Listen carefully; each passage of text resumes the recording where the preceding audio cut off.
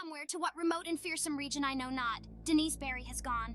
I was with him the last night he lived among men, and heard his screams when the thing came to him. But all the peasants and police in County Meath could never find him, or the others, though they searched long and far. And now I shudder when I hear the frogs piping in swamps or see the moon in lonely places. I had known Dennis Barry well in America, where he had grown rich, and had congratulated him when he bought back the old castle by the bog at sleepy Kilderry. It was from Kilderry that his father had come, and it was there that he wished to enjoy his wealth among ancestral scenes. Men of his blood had once ruled over Kilderry and built and dwelt in the castle, but those days were very remote, so that for generations the castle had been empty and decaying.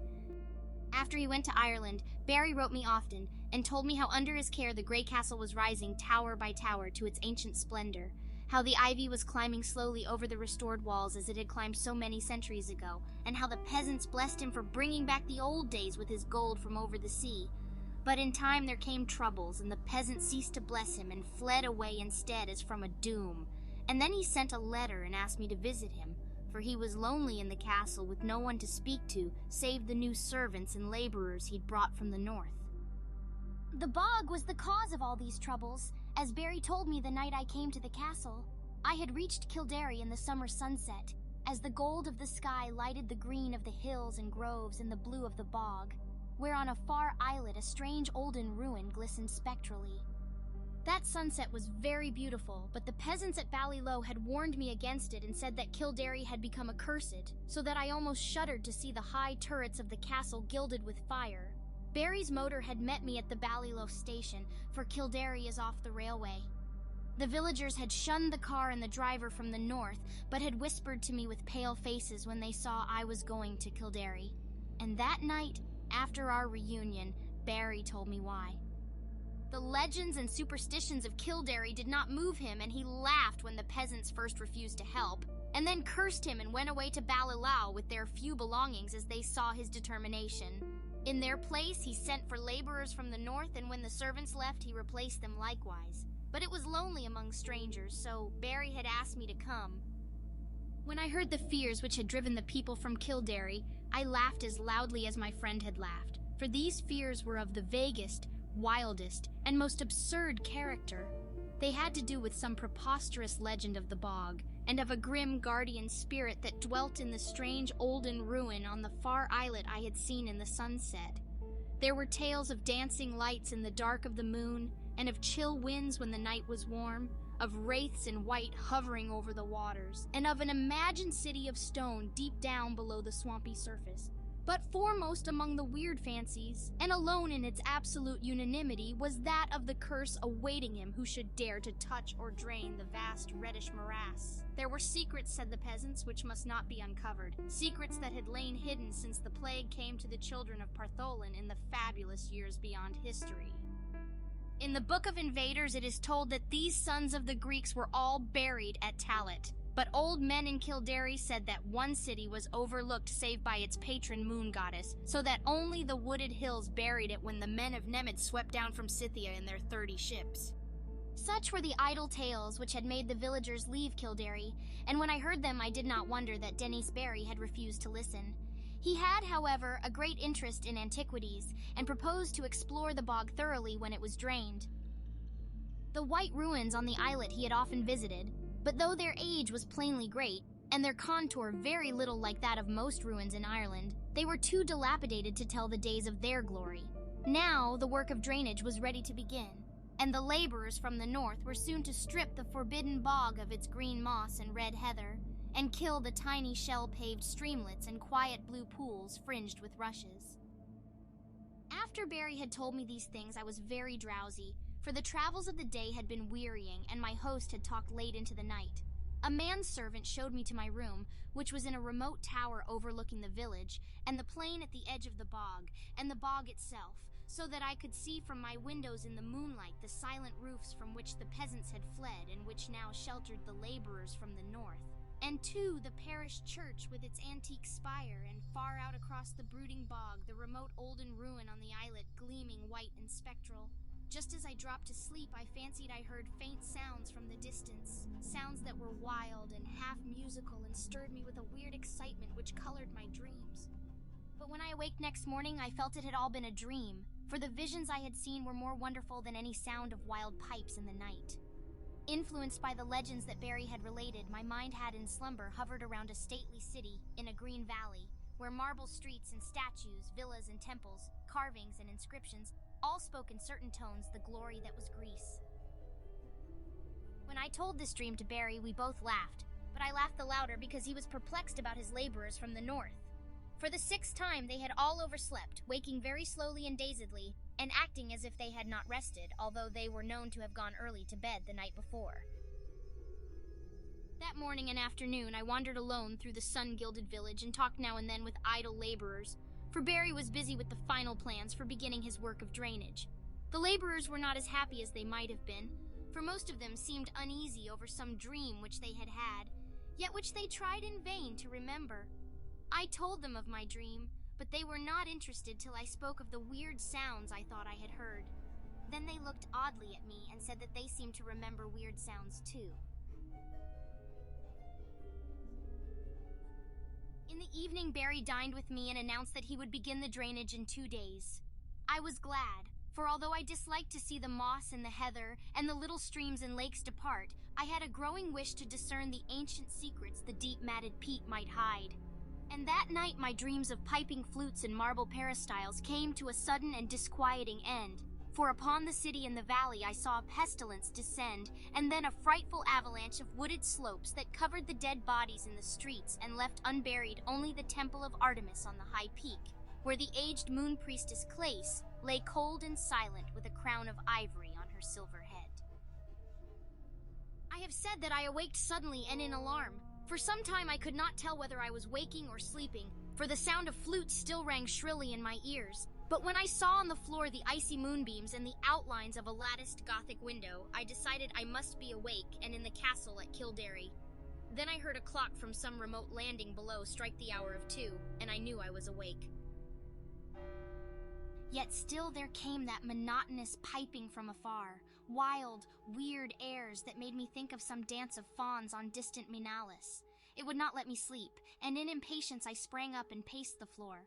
Only by chance did I go to the north window and look out upon the silent village and the plain at the edge of the bog. I had no wish to gaze abroad, for I wanted to sleep, but the flutes tormented me, and I had to do or see something. How could I have suspected the thing I was to behold? There in the moonlight that flooded the spacious plain was a spectacle which no mortal, having seen it, could ever forget. To the sound of reedy pipes that echoed over the bog, there glided silently and eerily a mixed throng of swaying figures, reeling through such a revel as the Sicilians may have danced to Demeter in the old days under the harvest moon beside the Cyane. The wide plain, the golden moonlight, the shadowy moving forms, and above all the shrill, monotonous piping, produced an effect which almost paralyzed me. Yet I noted amidst my fear that half of these tireless, mechanical dancers were the laborers whom I had thought asleep, whilst the other half were strange, airy beings in white, half indeterminate in nature, but suggesting pale, wistful naiads from the haunted fountains of the bog. I do not know how long I gazed at this sight from the lonely turret window before I dropped suddenly in a dreamless swoon, out of which the high sun of morning aroused me. My first impulse on awaking was to communicate all my fears and observations to Denise Barry, but as I saw the sunlight glowing through the latticed east window, I became sure that there was no reality in what I thought I had seen. I am given to strange phantasms, yet am never weak enough to believe in them, so on this occasion contented myself with questioning the laborers, who slept very late and recalled nothing of the previous night save misty dreams of shrill sounds. This matter of the spectral piping harassed me greatly, and I wondered if the crickets of autumn had come before their time to vex the night and haunt the visions of men. Later in the day, I watched Barry in the library poring over his plans for the great work which was to begin on the morrow, and for the first time felt a touch of the same kind of fear that had driven the peasants away. For some unknown reason, I dreaded the thought of disturbing the ancient bog and its sunless secrets, and pictured terrible sights lying black under the unmeasured depth of age-old peat. That these secrets should be brought to light seemed injudicious, and I began to wish for an excuse to leave the castle and the village. I went so far as to talk casually to Barry on the subject, but did not dare continue after he gave his resounding laugh. So I was silent when the sun set fulgently over the far hills, and Kilderry blazed all red and gold in a flame that seemed a portent. Whether the events of that night were of reality or illusion, I shall never ascertain. Certainly they transcend anything we dream of in nature and the universe, yet in no normal fashion can I explain those disappearances which were known to all men after it was over. I retired early and full of dread, and for a long time could not sleep in the uncanny silence of the tower. It was very dark, for although the sky was clear, the moon was now well in the wane, and would not rise till the small hours. I thought as I lay there of Denise Barry, and of what would befall that bog when the day came, and found myself almost frantic with an impulse to rush out into the night, take Barry's car, and drive madly to Ballyloe out of the menaced lands. But before my fears could crystallize into action, I had fallen asleep, and gazed in dreams upon the city and the valley, cold and dead under a shroud of hideous shadow. Probably it was the shrill piping that awaked me, yet that piping was not what I noticed first when I opened my eyes. I was lying with my back to the east window overlooking the bog, where the waning moon would rise, and therefore expected to see light cast on the opposite wall before me, but I had not looked for such a sight as now appeared. Light indeed glowed on the panels ahead, but it was not any light that the moon gives. Terrible and piercing was the shaft of ruddy refulgence that streamed through the Gothic window, and the whole chamber was brilliant with a splendor intense and unearthly. My immediate actions were peculiar for such a situation, but it is only in tales that a man does the dramatic and foreseen thing. Instead of looking out across the bog toward the source of the new light, I kept my eyes from the window in panic fear, and clumsily drew on my clothing with some dazed idea of escape. I remember seizing my revolver and hat, but before it was over I had lost them both without firing the one or donning the other. After a time, the fascination of the Red Radiance overcame my fright, and I crept to the east window and looked out whilst the maddening, incessant piping whined and reverberated through the castle and over all the village. Over the bog was a deluge of flaring light, scarlet and sinister, and pouring from the strange olden ruin on the far islet. The aspect of that ruin I cannot describe. I must have been mad, for it seemed to rise majestic and undecayed, splendid and column-cinctured, the flame-reflecting marble of its entablature piercing the sky like the apex of a temple on a mountaintop. Flutes shrieked and drums began to beat, and as I watched in awe and terror, I thought I saw dark saltant forms silhouetted grotesquely against the vision of marble and effulgence. The effect was titanic, altogether unthinkable, and I might have stared indefinitely had not the sound of the piping seemed to grow stronger at my left. Trembling with a terror oddly mixed with ecstasy, I crossed the circular room to the north window from which I could see the village and the plain at the edge of the bog.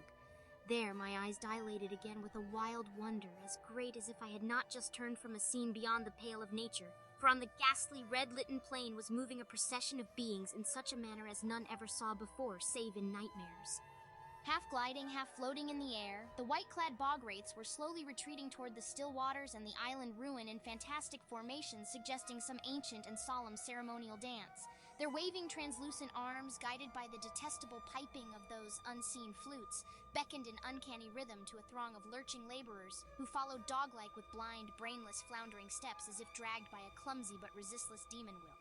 As the naiads neared the bog without altering their course, a new line of stumbling stragglers zigzagged drunkenly out of the castle from some door far below my window, groped sightlessly across the courtyard and through the intervening bit of village, and joined the floundering column of laborers on the plain. Despite their distance below me, I at once knew they were the servants brought from the north, for I recognized the ugly and unwieldy form of the cook, whose very absurdness had now become unutterably tragic. The flutes piped horribly, and again I heard the beating of the drums from the direction of the island ruin. Then silently and gracefully the naiads reached the water and melted one by one into the ancient bog, while the line of followers, never checking their speed, splashed awkwardly after them and vanished amidst a tiny vortex of unwholesome bubbles which I could barely see in the scarlet light. And as the last pathetic straggler, the fat cook, sank heavily out of sight in that sullen pool, the flutes and the drums grew silent, and the blinding red rays from the ruins snapped instantaneously out, leaving the village of doom lone and desolate in the wan beams of a new risen moon. My condition was now one of indescribable chaos. Not knowing whether I was mad or sane, sleeping or waking, I was saved only by a merciful numbness. I believe I did ridiculous things such as offering prayers to Artemis, Latona, Demeter, Persephone, and Ploughton. All that I recalled of a classic youth came to my lips as the horrors of the situation roused my deepest superstitions. I felt that I'd witnessed the death of a whole village and knew I was alone in the castle with Denise Barry, whose boldness had brought down a doom. As I thought of him, new terrors convulsed me and I fell to the floor, not fainting, but physically helpless. Then I felt the icy blast from the east window where the moon had risen and began to hear the shrieks in the castle far below me. Soon those shrieks had attained a magnitude and quality which cannot be written of, and which make me faint as I think of them. All I can say is that they came from something I had known as a friend.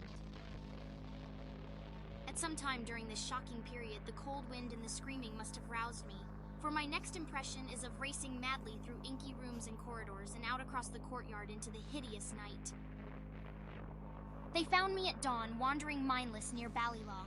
But what unhinged me utterly was not any of the horrors I had seen or heard before. What I muttered about as I came slowly out of the shadows was a pair of fantastic incidents which occurred in my flight. Incidents of no significance, yet which haunt me unceasingly when I am alone in certain marshy places or in the moonlight.